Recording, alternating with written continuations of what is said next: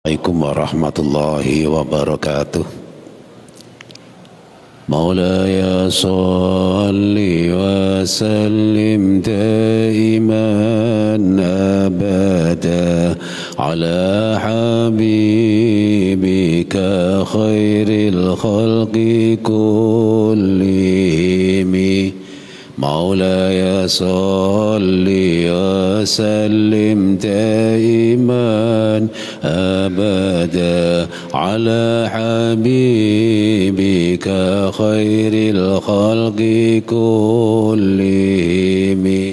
Maulaya salli wa sallim daiman abada ala habibika khairil khalqi kullihim. Huwal habibul ladzi turja syafa'atuhu likulli hawlim minal ahwali muqtahami. Ya Rabbi bil Mustafa balligh maqasidana waghfir lana ma mada ya wasi'al karami. Al-Fatihah. A'udzubillahi minasyaitonir rajim. Bismillahirrahmanirrahim. Alhamdulillahirrahmanirrahim. Maliki yaumiddin. Iyyaka na'budu wa iyyaka nasta'in. Ihdinas siratal mustaqim. Siratal ladzina an'amta 'alaihim ghairil maghdubi 'alaihim waladdallin. Amin.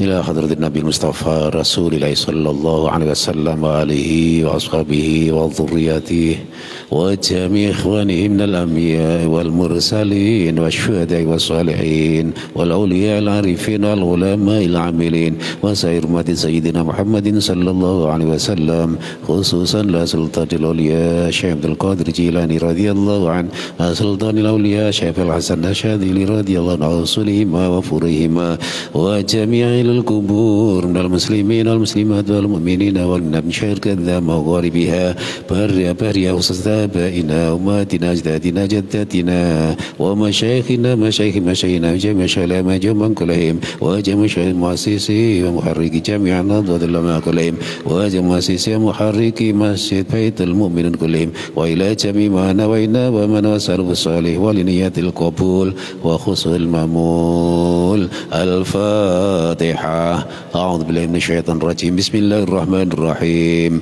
الحمد لله رب العالمين الرحمن الرحيم مالك يوم الدين. إياك نعبد وإياك نستعين اهدنا الصراط المستقيم صراط الذين أنعمت عليهم غير المغضوب عليهم ولا الضالين. آمين. خصوصا لا مؤلف هذا الكتاب نصائح العباد ولنيات القبول والمأمول. الفاتحة. أعوذ بالله من الشيطان الرجيم. بسم الله الرحمن الرحيم. الحمد لله رب العالمين الرحمن الرحيم مالك يوم الدين. إياك نعبد وإياك نستعين اهدنا الصراط المستقيم صراط الذين أنعمت عليهم غير المغضوب عليهم ولا الضالين. آمين. Bismillah, alhamdulillah, wassalatu wassalamu ala rasulillah Sayyidina Muhammad ibn Abdillah wa ala alihi wa sahbihi wa mawala. La hawla wa la quwwata illa billah, amma ba'd. Alhamdulillah, pada malam hari ini kita bisa bertemu untuk kajian kitab Nasha'ihul Ibad yang saat ini pada makalah ke-21.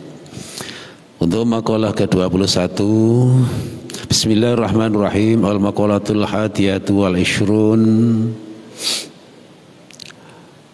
Ada beberapa kalimah-kalimah atau kata mutiara, kata hikmah atau ayat-ayat yang ada di dalam 4 macam kitab yang telah diturunkan oleh Allah Subhanahu wa taala kepada para nabinya di dunia, yaitu kitab Taurat yang diturunkan kepada Nabi Musa, kitab Injil yang diturunkan kepada Nabiullah Isa alaihissalam, Yang ketiga kitab Zabur yang diturunkan kepada Nabiullah Dawud alaihissalam.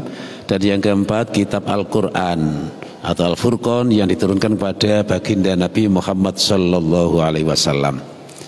Bismillahirrahmanirrahim. Dzikra minat Taurati, dalam kitab Taurat disebutkan man radiya bima a'tahu Allahu ta'ala istaroha fid dunya wal akhirah. Man utawi sapane wong iku radiya ridho sapa man, ridho bima kelawan barang a'tahu kang wis paring ing ma sapa Allahu Gusti Allah taala, istaroha mongko dadi kepenak, mongko istirahat sapa man fid dunya ing dalam dunya wal akhirati lan akhirat. Yang pertama. Yang kedua, wa minal injili, lan disebutkan di dalam kitab Injil man hadama syahawat, man utawi sapane wong iku hadama ngerubuhno sapa man asyahawati ing pira-pira syahwat, ing pira-pira keinginan nafsune man, ing pira-pira syahwat. Azza mongko mulya sapa man qawiyan khalih kuat fid dunya wal akhirah. Yang ketiga, wa minaz zaburi, lan disebutno saking kitab Az-Zabur man utawi sapane wong iku tafarroda ngijeni sapa man, deweni sapa man anin nasi saking menungso, naja mongko selamat sapa man. Yang keempat, wa minal furqani ayil qur'ani, lan disebutaken ing dalam kitab Al-Qur'an man utawi sapane wong iku hafidho ngrekso sapa man al-lisana ing lisan, salima mongko selamat sapa man fid dunya ing dalam dunyane wal akhirati lan akhirati. Nah, ini yang disebutkan di dalam 4 kitab yang telah diturunkan oleh Allah kepada para rasul atau para nabi yang kami sebutkan tadi. Ini penting sekali, yaitu 4 pilihan kata-kata mutiara, kata-kata yang pilihan yang penting kita untuk mengetahui dan melakukannya. Yang pertama yaitu di dalam kitab Taurat yang diturunkan kepada Nabiullah Musa alaihissalam, antara lain disebutkan yang artinya barang siapa yang ridho atas segala sesuatu yang telah diberikan oleh Allah subhanahu wa ta'ala, maka orang tersebut merasa enak atau beristirahat di dunia dan di akhiratnya. Para bapak, para ibu semua yang kami muliakan, Allah memberikan rizki kepada umatnya, kepada para manusia. Ini rizki bermacam-macam, ada yang takarannya masing-masing orang ini tidak sama. Ada yang takarannya, ada yang rizkinya ini banyak, ada yang sedikit, ada yang sedang.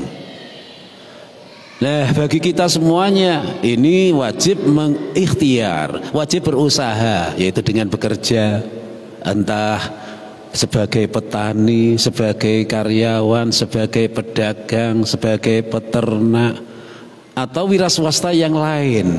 Ini kita diwajibkan untuk ikhtiar, kita untuk berusaha untuk kepentingan keluarganya, untuk kepentingan di rumahnya dan lain sebagainya. Adapun Allah Subhanahu wa ta'ala ini yang menentukan besar kecilnya rezeki. Nah, bagi kita semuanya ini yang merasa banyak rezeki yang telah diberikan, ini harus bersyukur. Yang sedang ya bersyukur, yang sedikit juga bersyukur. Nah, gimana bentuk syukurnya? Rezeki yang telah diberikan ini yaitu ditasarufkan, digunakan untuk hal-hal yang diridhoi oleh Allah Subhanahu wa ta'ala. Kita mengetahui kalau yang rezekinya banyak bersyukur, ini mungkin sudah maklum. Yang sedikit yang bersyukur, lah ini kita perlu mengetahui dan kita mempraktekannya supaya kita tidak mengkufuri, supaya tidak ingkar kepada nikmat yang telah diberikan oleh Allah kepada kita. Nah ini kita harus tahu caranya, ya. Yaitu kalau kita mengetahui tentang rizki, tentang harta benda, ini kita harusnya melihat ke bawah, tidak melihat ke bawah. Misalnya kita mempunyai sepeda motor, ini kita bersyukur tidak seperti tidak melihat kepada yang mempunyai mobil, tidak melihat kepada yang mempunyai kendaraan lebih mewah, tapi melihatnya kepada yang lebih bawah, ya. Alhamdulillah diberi sepeda motor lebih baik daripada sepeda motor tetangga saya. Yang sepeda motornya misalnya tidak terlalu baik, ini juga bersyukur, merasa alhamdulillah lebih baik daripada tetangga saya atau teman saya tidak mempunyai sepeda motor, cuma hanya sepeda ontel. Yang mempunyai sepeda ontel juga gitu, iya alhamdulillah daripada ada teman yang tidak mempunyai kendaraan, bahkan sepeda saja tidak mempunyai. Yang tidak mempunyai juga gitu bersyukur, melihat ke bawah lagi. Alhamdulillah sekalipun tidak mempunyai kendaraan tapi diberi kesehatan sehingga bisa aktivitas, bisa bekerja, bisa ngaji, bisa untuk keadaan atau untuk kepentingan keluarga, anak dan cucunya. Nah ini dengan demikian maka ini berarti bersyukur kepada Allah Subhanahu wa taala. Memang nikmat yang telah diberikan oleh Allah kepada kita semuanya ini tidak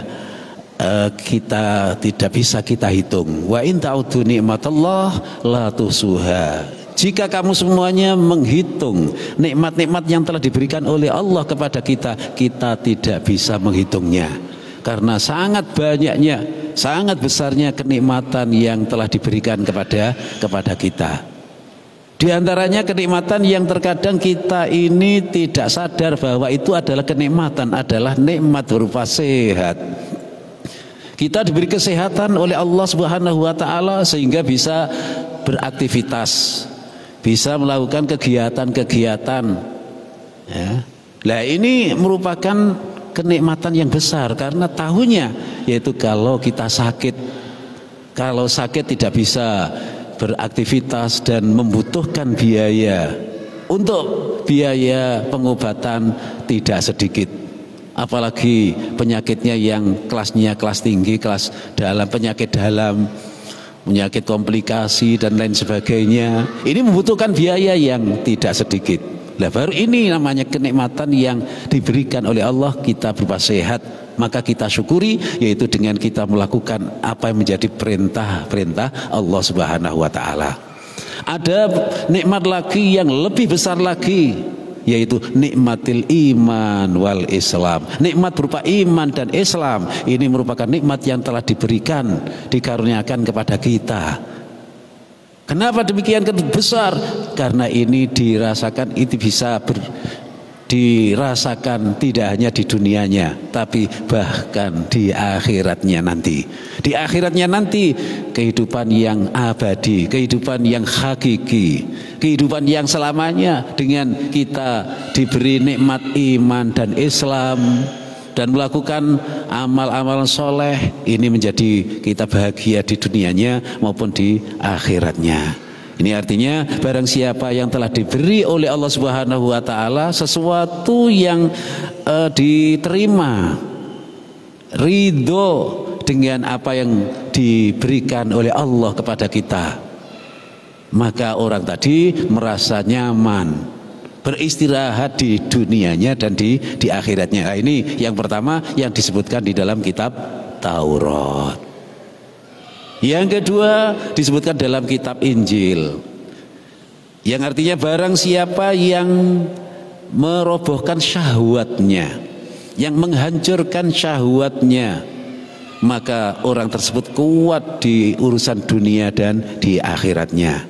Artinya bahwa manusia ini oleh Allah Subhanahu wa taala diberi bekal dua, yaitu akal dan nafsu. Ya, akal diberikan kepada manusia dan nafsu. Tidak sebagaimana binatang ini hanya diberi nafsu, tidak diberi akal. Malaikat hanya diberi akal tapi tidak diberi nafsu. Kalau kita manusia diberi akal dan diberi nafsu. Nah, ini untuk memilah-milah. Akal untuk memilah-milah barang ini baik atau jelek. Kalau sekiranya baik yang menguntungkan, ini seharusnya kita lakukan. Dan sekiranya ini membahayakan dan merugikan kepada orang itu, seharusnya ditinggalkan. Logikanya demikian. Tapi karena kita mempunyai musuh bebuyutan berupa setan, sehingga setan ini selalu mengajak untuk mendorong nafsu kita berkeinginan untuk melakukan kejelekan, kemaksiatan, perbuatan dosa yang disebut syahwat, keinginan nafsu. Nah, ini yang orang yang akalnya menang, jadi nafsunya ini dirobohkan, dikalahkan. Orang yang bisa mengalahkan hawa nafsunya, yang bisa mengalahkan kehendak dari nafsu yang selalu condong kepada melakukan perbuatan maksiat, maka orang itu berarti kuat di dunia dan akhirat. Dia akan dapat kebahagiaan di dunia dan di akhiratnya. Ini yang kedua. Kemudian yang ketiga disebutkan di dalam kitab Zabur, man tafarrada anin nas naja. Barang siapa yang menyendiri, yaitu menyendiri dari manusia, artinya tidak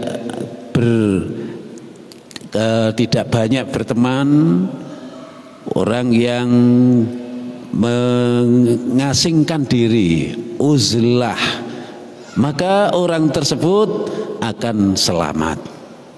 Nah, ini kita bayangkan itu pada beberapa puluh tahun, beberapa ratus tahun yang lalu, yaitu orang uzlah, sehingga banyak para wali ini uzlah, bertempat di pengasingan, di tempat yang jauh dari khalayak ramai.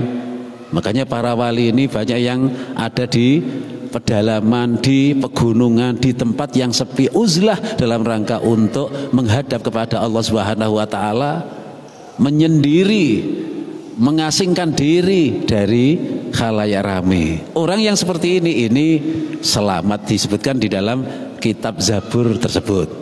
Tapi untuk saat ini, hal ini sulit kita melaksanakan ini. Karena apa? Sekarang banyak orang di mana saja, banyak di masjid, di tempat mana banyak, untuk mencari tempat yang sepi ini tidak mudah. Dan sekalipun misalnya di tempat yang sepi, karena sekarang dengan adanya alat media sosial, dengan adanya medsos, sekalipun jauh dari manusia, jauh dari teman, tapi dengan memegang HP, handphone, ini tidak jauh lagi. Sekalipun di tempat yang sendiri, tapi berkomunikasi dengan menggunakan handphone, ini juga tidak berarti menyendiri. Terkadang ini dengan HP ini bisa melakukan apa yang diinginkan. Kalau misalnya yang diinginkan itu kebaikan-kebaikan, maka akan memposting atau membaca tulisan-tulisan yang baik. Tapi sebaliknya, kalau misalnya senangnya ini hal-hal yang tidak baik, ini senang pada masalah-masalah pornografi, yaitu masalah-masalah penipu, kebohongan, masalah hoak dan lain sebagainya. Sehingga bisa saja kita ini sekalipun banyak orang, tapi hatinya menyendiri, tidak mencampuri pada orang-orang yang melakukan hal-hal yang tidak baik. Ini juga termasuk digolongkan tafarrada anin nas, yaitu mengasingkan diri dari masyarakat banyak yang melakukan perbuatan-perbuatan yang enggak baik, maka orang tersebut tergolong orang yang selamat. Kemudian yang keempat disebutkan di dalam Al-Quran, atau kata pilihan di dalam Al-Quran, man hafidhal lisan salima fid dunya wal akhirah. Barang siapa yang menjaga lesannya, menjaga mulutnya tidak membicarakan hal yang enggak baik, menjaga mulutnya tidak melakukan kebohongan, fitnah, mengadu domba dan lain sebagainya.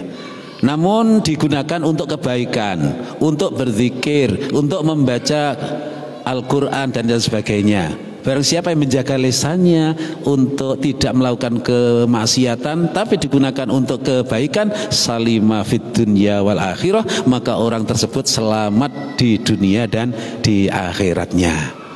Kita semuanya diberi lisan oleh Allah Subhanahu wa taala, kita gunakan untuk kebaikan, untuk berzikir, untuk membaca Al-Quran, untuk membaca tulisan-tulisan, buku-buku yang bermanfaat, yang ada gunanya.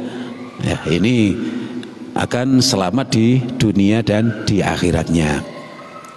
Para bapak, para ibu semuanya yang kami hormati, bahwa di dalam hadis lain disebutkan ahabbul a'mali ilallah hifdzul lisan. Amal perbuatan yang paling dicintai oleh Allah Subhanahu wa taala adalah menjaga lisan.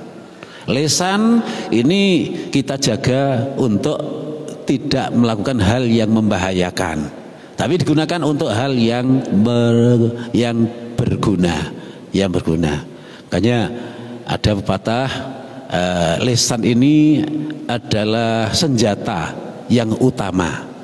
Lisan adalah senjata utama bagi keselamatan kita.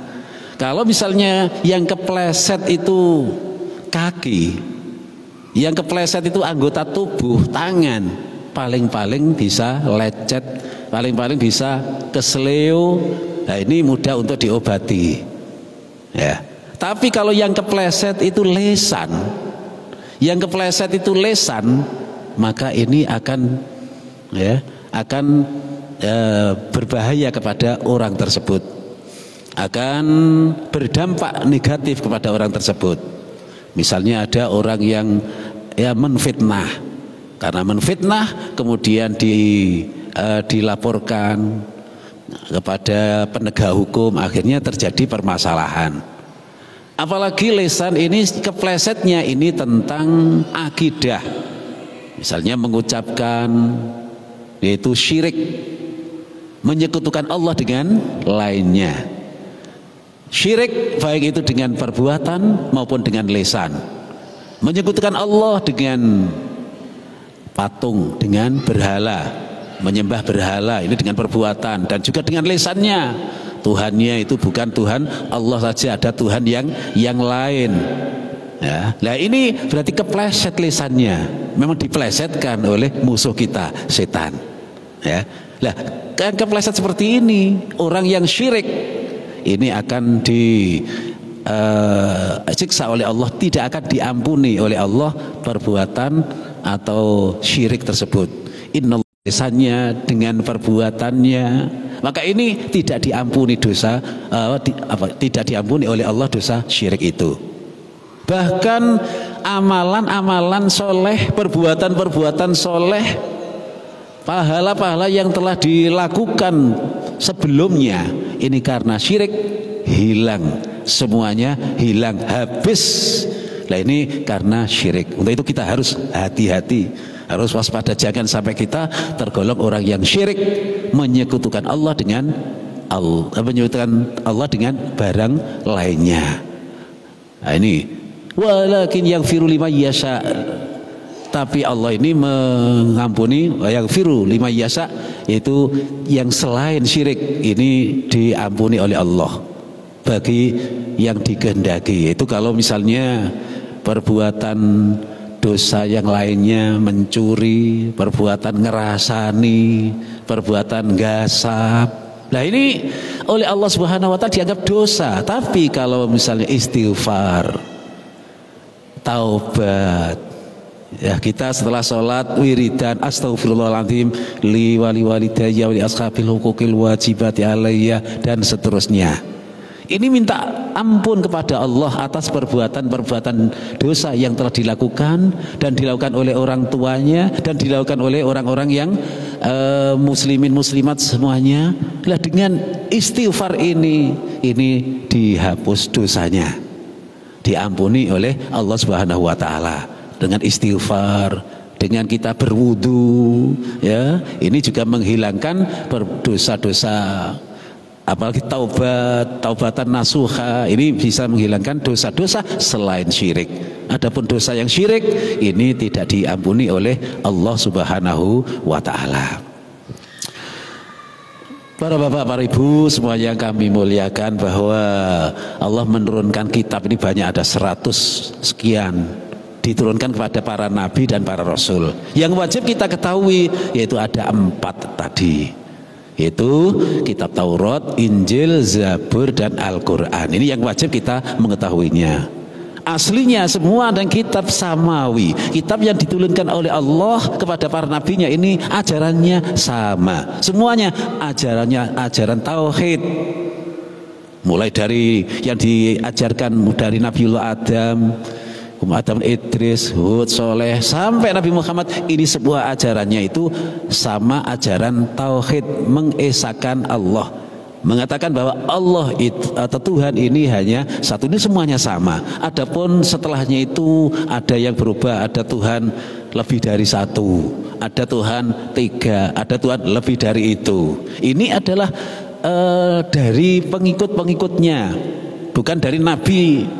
Aslinya Allah hanya satu, sama. Kemudian dari pengikutnya ini ada yang merubahnya, sehingga tidak terasa kalau itu ada perubahan, karena ya itu tadi, karena kita ini selalu diajak, didorong oleh setan untuk mengikuti hal-hal yang tidak baik, yang diselewengkan atau disesatkan oleh setan itu.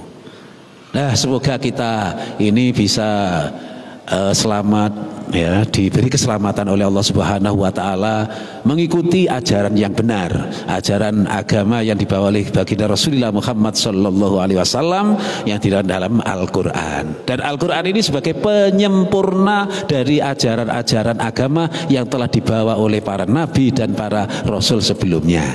Paling sempurna yaitu dari nabi yang terakhir, yaitu baginda Nabi Muhammad sallallahu alaihi wasallam.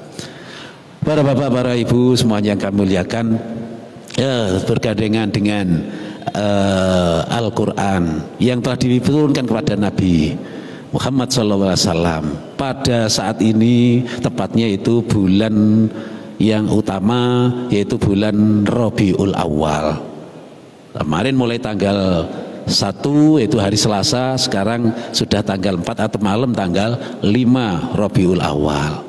Perlu kami menambahkan sedikit bahwa Rabiul Awal ini adalah merupakan hari besar Islam, PHBI. Makanya kita dianjurkan untuk menyelenggarakan PHBI, yaitu peringatan hari besar Islam, termasuk Maulid Nabi. Rabiul Awal atau kalau Jawa itu namanya bulan Maulud atau bulan Maulid, yaitu bulan atau waktu kelahirannya Nabi. Aslinya selain Rabiul Awal ini sebagai bulan kelahiran Nabi, ini juga bulan hijrahnya Nabi dari Makkah, tanah kelahirannya, menuju Madinah Al-Munawwarah. Ini terjadi juga sama-sama tanggal 12 bulan Rabiul Awal. Dan juga merupakan itu bulan wafatnya beliau. Wafatnya beliau Rasulullah ini juga pada bulan Rabiul Awal.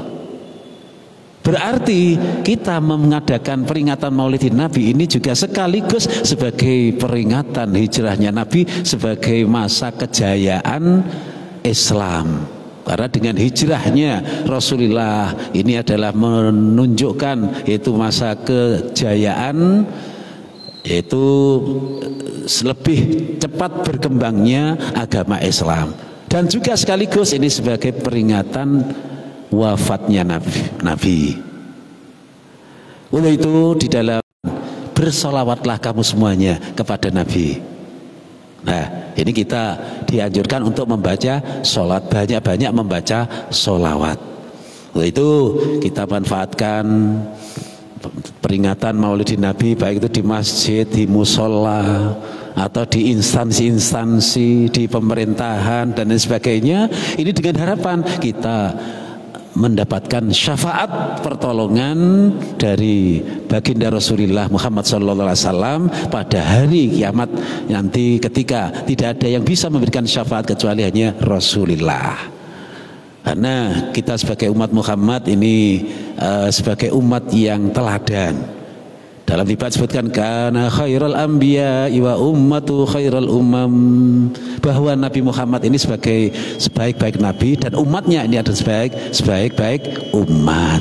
Itu semoga kita bisa melaksanakan kegiatan-kegiatan PHBI, baik itu dengan bacaan sholawat tiba, dengan pengajian atau ceramah umum, bakti sosial, dan kegiatan-kegiatan positif yang lain dengan harapan supaya mendapatkan syafaat atau pertolongan dari baginda Rasulullah Muhammad SAW. Kiranya itu yang dapat kami sampaikan pada kali ini, semoga ada manfaatnya dan gunanya bagi kita semuanya. Al-Fatihah. A'udzubillahi minasyaitonir rajim. Bismillahirrahmanirrahim. Alhamdulillahirabbil alamin. Arrahmanir rahim. Maliki yaumiddin. Iyyaka na'budu wa nasta'in.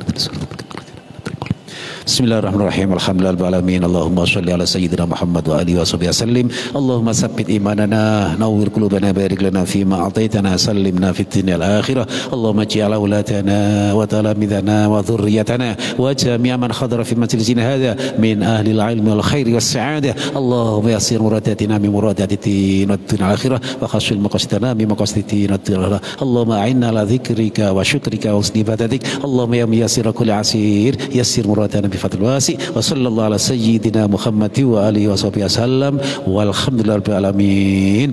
Wassalamualaikum warahmatullahi wabarakatuh.